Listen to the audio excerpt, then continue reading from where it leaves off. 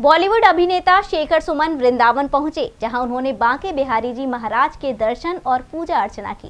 प्रसिद्ध फिल्म अभिनेता शेखर सुमन एक दिवसीय निजी यात्रा पर वृंदावन आए। उन्होंने मीडिया से बात करते हुए कहा कि आज देश ने मोदी जी के सानिध्य में बहुत उन्नति की है। उन्होंने कहा कि जब डेवलपमेंट होता है तो कुछ घर टूटते हैं। उन्होंने यूपी चुनाव के बारे में कहा कि जिस प्रकार की परिस्थितियां होंगी, जो हालात होंगे, उसके बारे में भी कुछ नहीं कहा जा सकता। यूपी में बदलाव आया है और परिवर्तन आया है। उन्होंने डिजिटल पर व्यंग्य कसते हुए कहा कि अब पतियों के लिए खतरनाक है कि कृष्ण भक्ति में लीन होकर रासलीला कर रहे हैं। उन्होंने कहा कि जिस प्रकार नेता पाला बदलते हैं, रंग बदलते हैं, उस प्रकार अभिनेताओं को भी रंग रूप बदलते रहना चाहिए। उन्होंने कहा कि कृष्ण की भक्ति उन्हें यहाँ खींच लाई है। देखिए, वजह बनाने वाला तो ऊपर बैठा है। वजह हम नहीं बनाते हैं, ना वजह हम ढूंढते हैं। वो जैसा आदेश ऊपर से आता है, हम बस वही करते हैं। ऊपर से आदेश आया कि वृंदावन चले जाओ, चले आए। ये तो प्यार, मोहब्बत और इश्क और जुनून की बात है, और ये सब गुरु जी की कृपा से हुआ है, इनके सानिध्य से।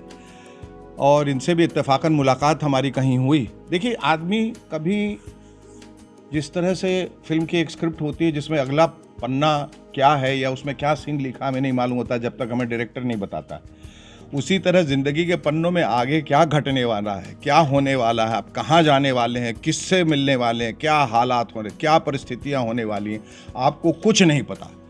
हम सब एक तरह से एक एक्टर हैं इस पूरी दुनिया में। ये दुनिया एक स्टेज है जो शेक्सपियर कह के गए, और हमें सिर्फ अपने पात्र को निभाते चले जाना है जो डायरेक्टर कह रहा है। डायरेक्टर ऊपर बैठा है, डायरेक्टर ने कहा चले जाओ मथुरा, हम चले आए, क्योंकि हमें डायरेक्टर की सुननी है, क्योंकि आपने जो है अपने आप को पूर्ण रूप से समर्पित कर दिया है। चुनाव के आसपास करीब जो हालात रहे हैं यूपी में, उन्हीं सब बातों को ध्यान में रखते हुए टीका टिप्पणी की जाएगी। जो चल रहा है, जो हालात हैं, जो हम आपके, मैंने कहा ना, जो ऐसे कुछ हालात नहीं है जिसे सिर्फ मैं ही देख सकता हूँ, आप भी देखते हैं। मुझे मौका मिलता है कैमरा के आगे बोलने का, आपको नहीं मिलता, मुझे मिलता है। इसलिए मैं जो कहता हूँ आप कहते हैं हाँ बिल्कुल सही कह रहा है, या मैं भी यही कहना चाहता, बिल्कुल यही हालात है। तो यूपी में भी जो हुआ है, जो चेंजेस हुए हैं, जो बदलाव आ रहे हैं, जो परिवर्तन आ रहा है, वो सब लोग देख रहे हैं।